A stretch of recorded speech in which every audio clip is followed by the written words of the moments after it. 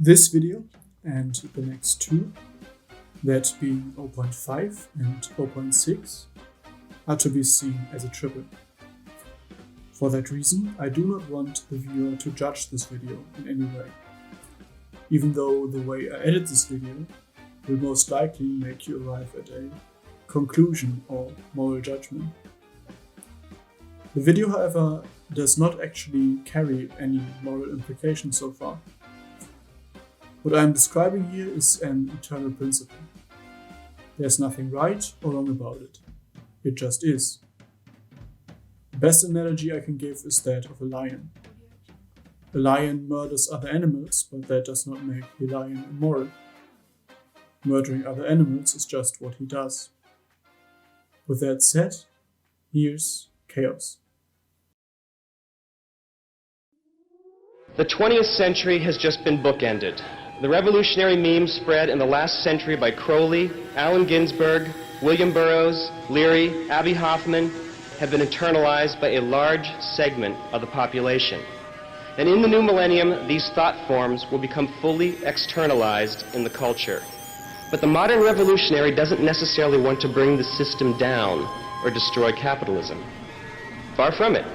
In a society where capital is king and when every fucking dipshit with a .com is making bank, the most subversive thing anyone can do is become popular.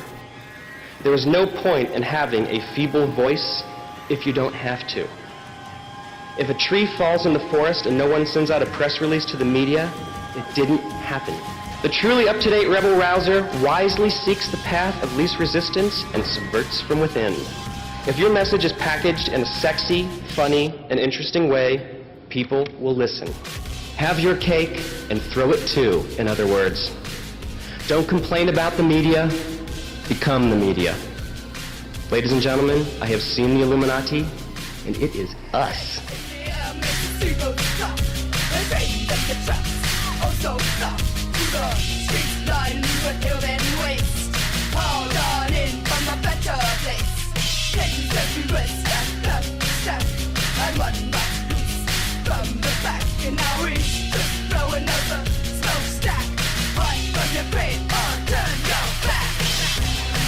The point should be to get as close to that AOL, Time Warner, AT&T, CNN, CBS, ABC, NBC, RCA money as you possibly can get.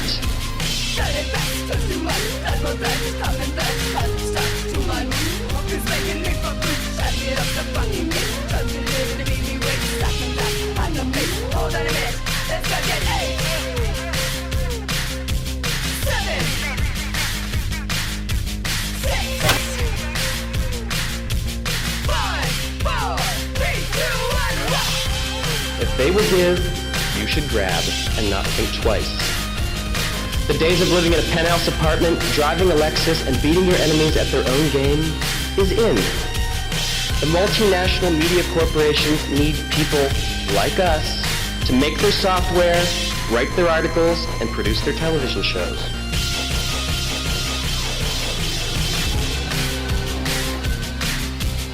Whoever controls what you see controls what you think, but our reality is no longer based on what they tell us.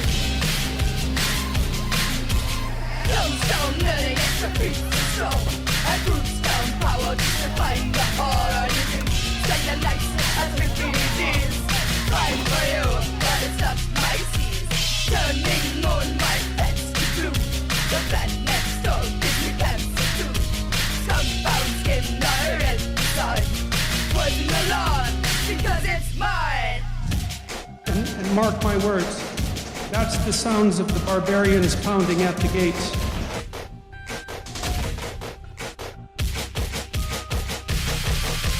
Blood and grass turns to mud, blood, more blood's coming, blood's got him stuck to my boot. Look who's begging me for fruit, trying to get up the fucking gate. John's gonna did it and he made me wait. Satan laugh, hot on face, hold on a minute, it's not yet 8. Smell an opportunity for mischief? I do.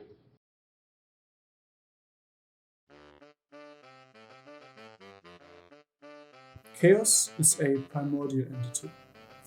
In the Christian tradition, for example, it appears as soon as the second line of the Bible, in the form of the primordial ocean. and is a set piece in the biblical epos until the very end. The agent of chaos is the snake. Being an agent of something here means that all your acts lead to the proliferation of that thing. So all acts of the snake, and we are of course talking about more than a physical snake here, will lead to more chaos.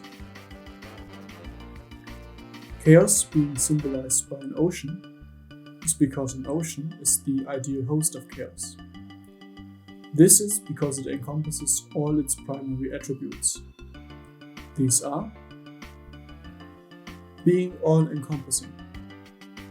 This means that within chaos everything can be fit and everything can be found. This is obvious if we keep in mind that we are talking about heavenly principles here, which exist outside of time. Since all of them exist at once, we can just group them into a single, unsorted entity we then call chaos. This also means that chaos is complete, but inconsistent. Think of it as a messy room. All your belongings can be found in that room, so the room is complete. However, finding your wallet on your table in a messy room doesn't mean you will find it there the next time you look for it. So the room is inconsistent.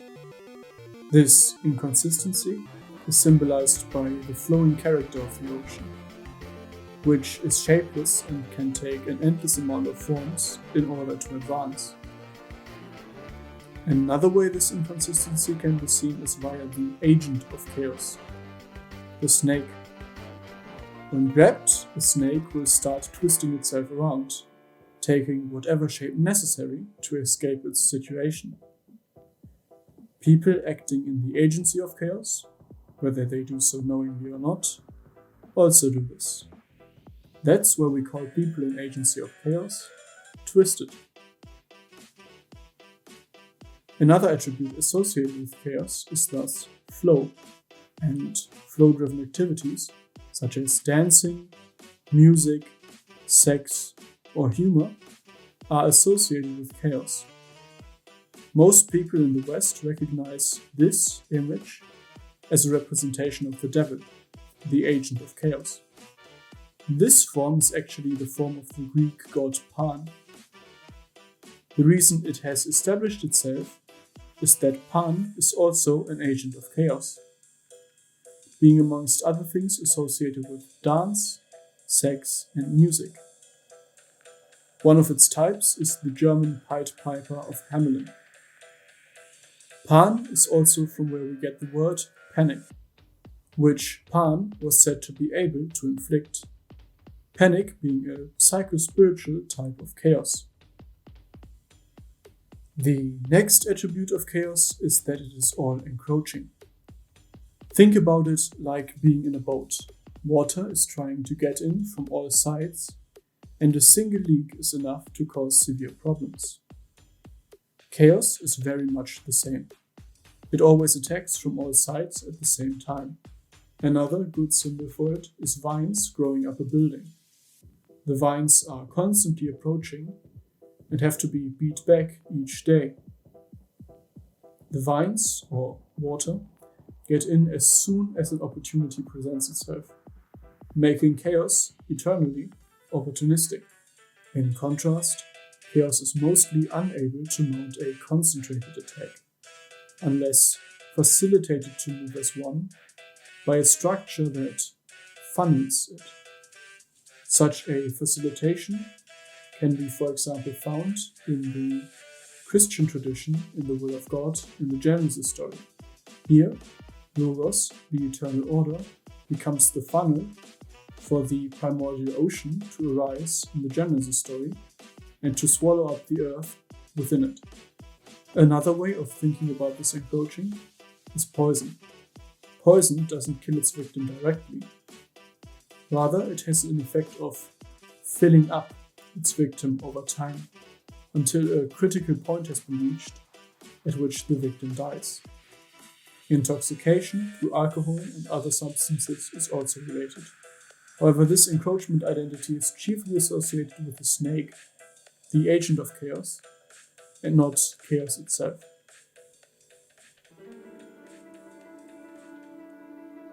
Since in perfect chaos there is no order, that means that within it there is no hierarchy. And no hierarchy means no discrimination. So perfect chaos is a state of indiscriminate oneness, and also a state in which nothing stands out.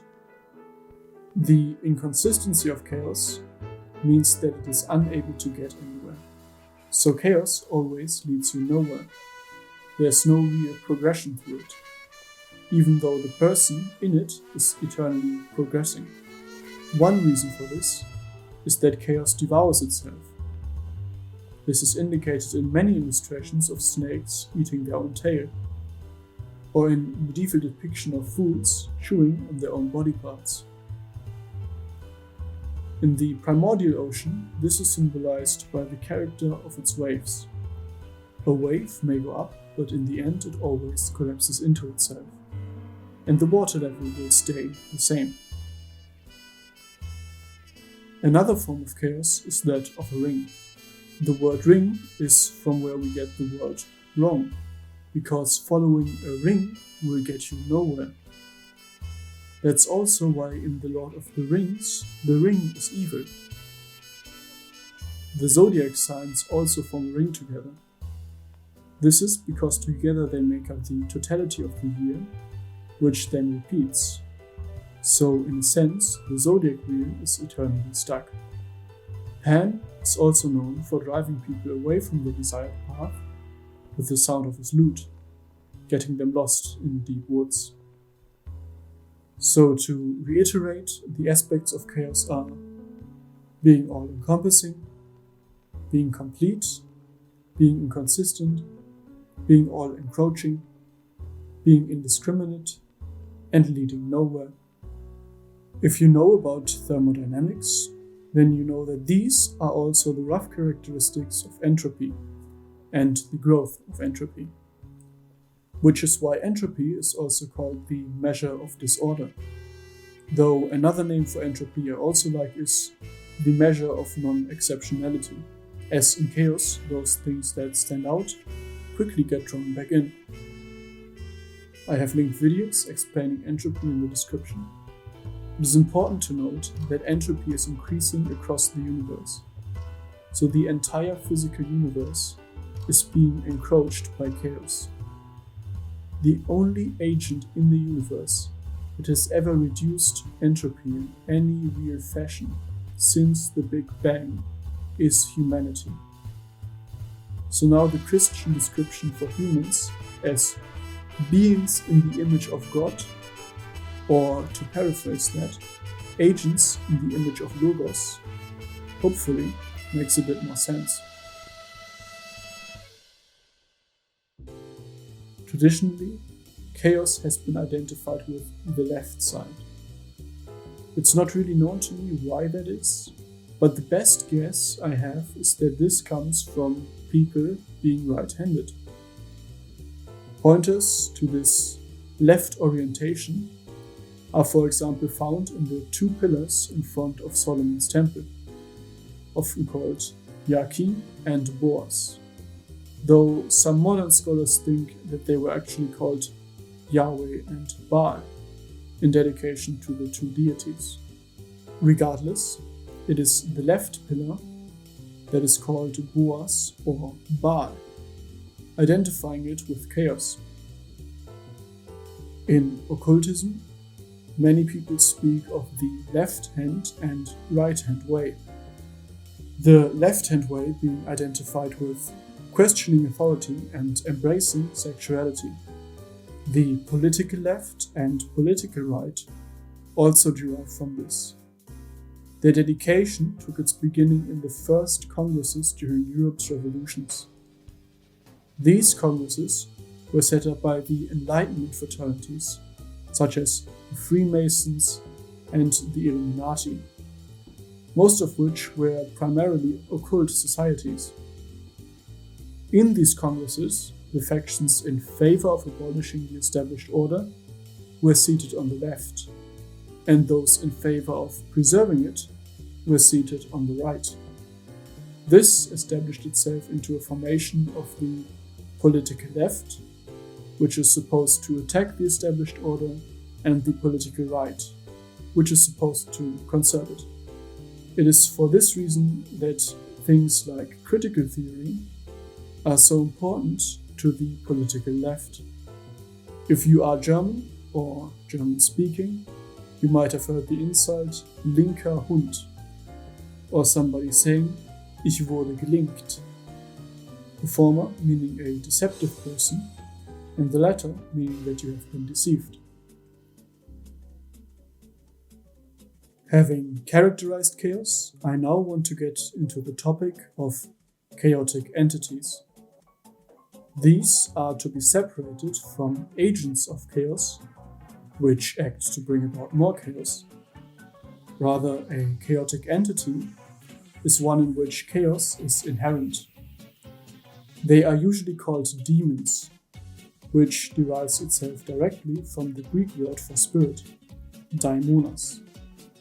So the word is a bit of a wrong characterization, but it has established itself, so we will go with it.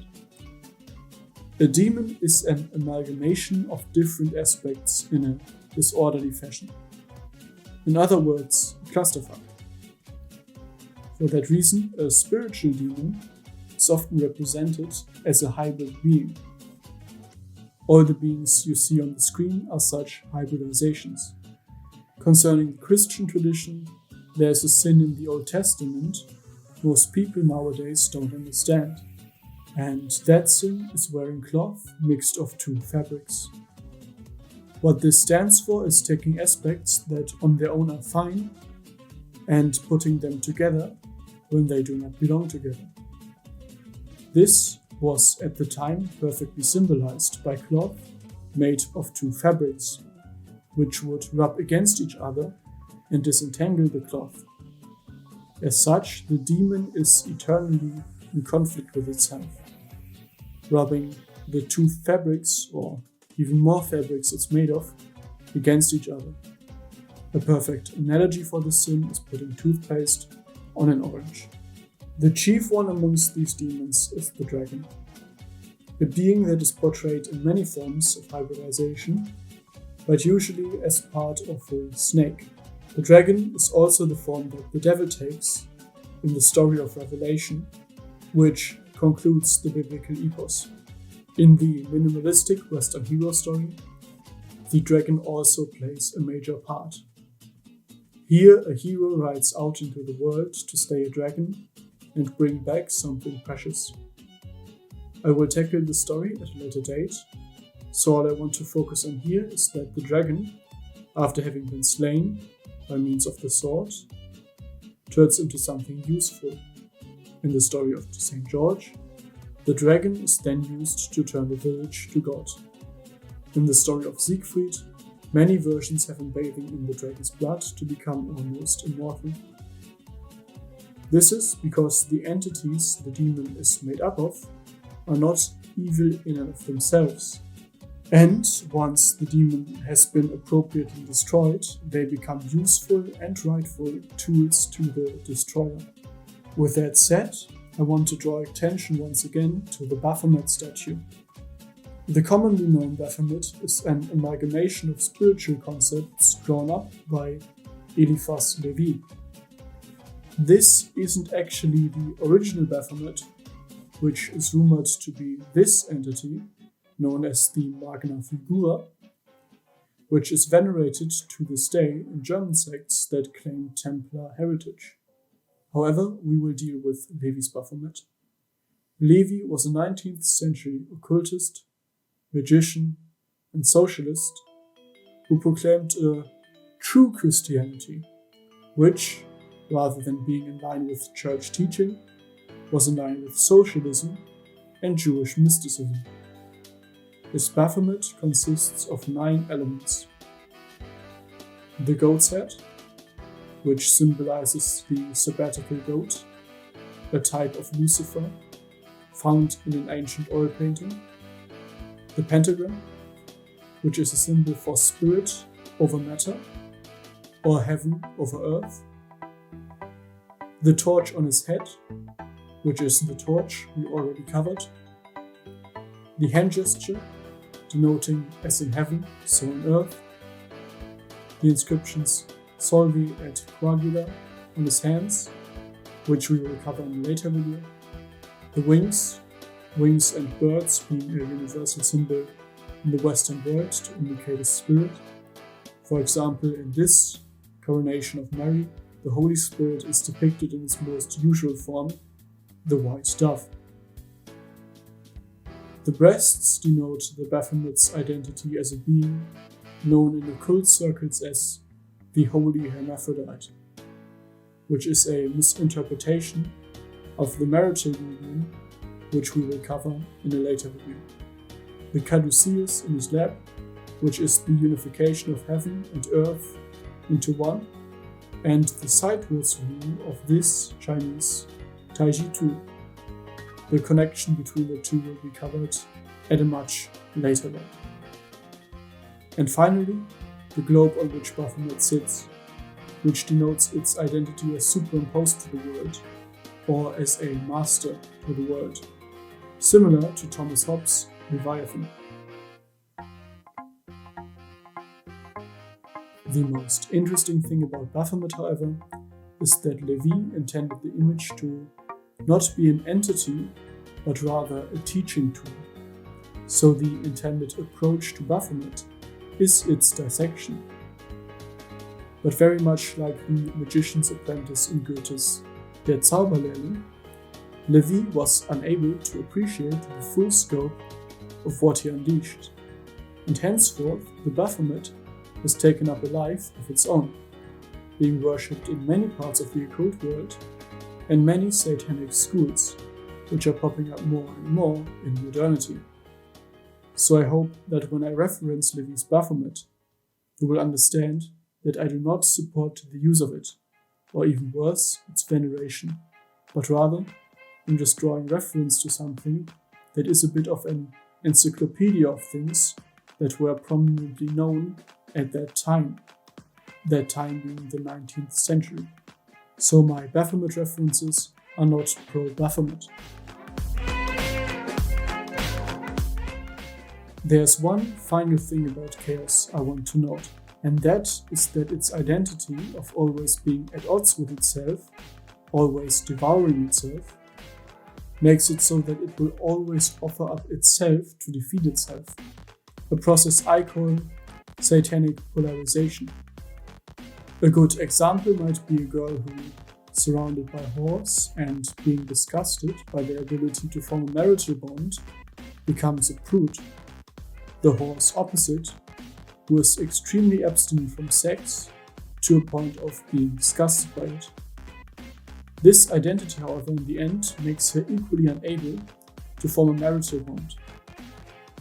I also choose this example in particular because I want to give attention to another error I saw in the writings of Carl Jung, where he drew the opposite of the whore as the chaste woman who keeps with one husband.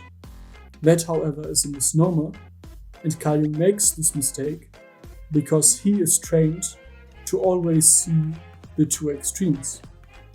So in Carl Jung's case, he sought the opposite and put the normal thing, the normal case, which is outside of the extremes, in its place. I have already said in a prior video that the truth is neither found in the extremes nor their middle. And this is a perfect example. A chaste woman is much closer to a prude than to a whore, but she is neither, and she is also not in the middle. Another example of the satanic polarization is Discordianism and its related history, most notably the case of the Disinformation Company. These two were opposed to authority, which they saw as trying to control the populace. Discordianism being a school more or less engineered to be the opposite of Catholic Christianity. In it, everybody is the Pope, and mayhem and discord are encouraged.